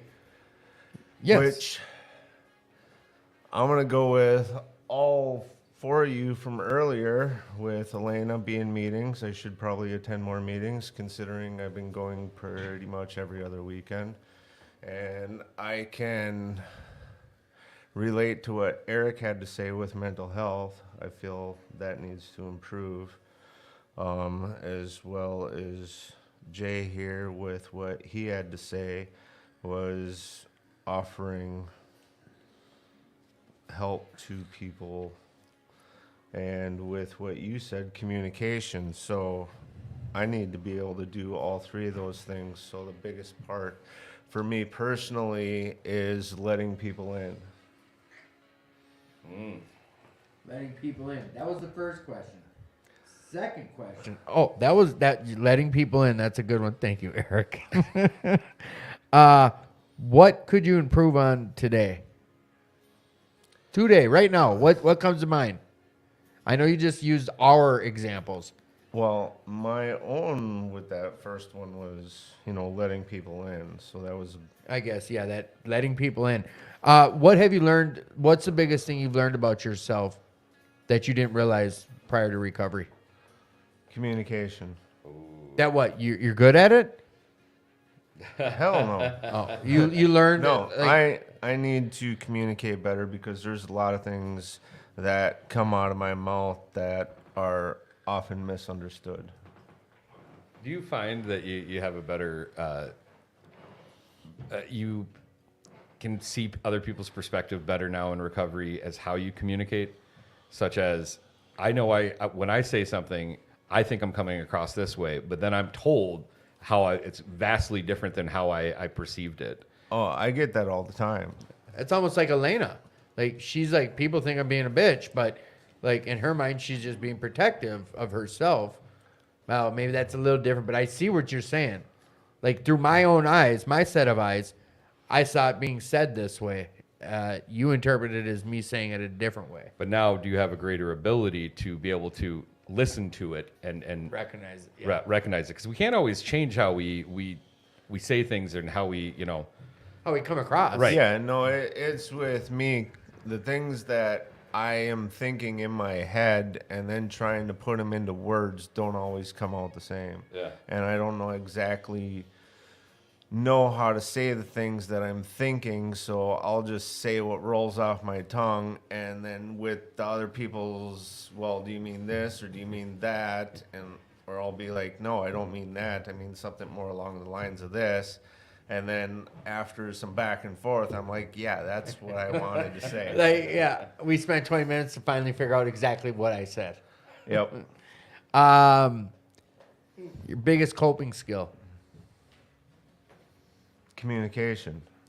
You use that for all now. All right. No, it is because, you know, when I'm having a issue, which I don't want to specify, but I get triggered really easy with a certain thing that's current, and I have to talk about it.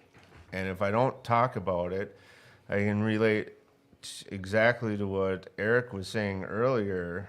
You know, I can dig myself such a fucking deep hole that I'm literally digging my own grave. Can't even get out. So if it's not so much getting out of it, it's I probably won't get out of it. So I mean, I have to talk and verbally get that bullshit out of my head, because if I don't, that hole's gonna fill over top of me. Yeah, you can't let that shit simmer. No. No. No. So that's my biggest coping skill is I have to talk, and sometimes when I talk, those things don't come off or come out the way that I'm trying to say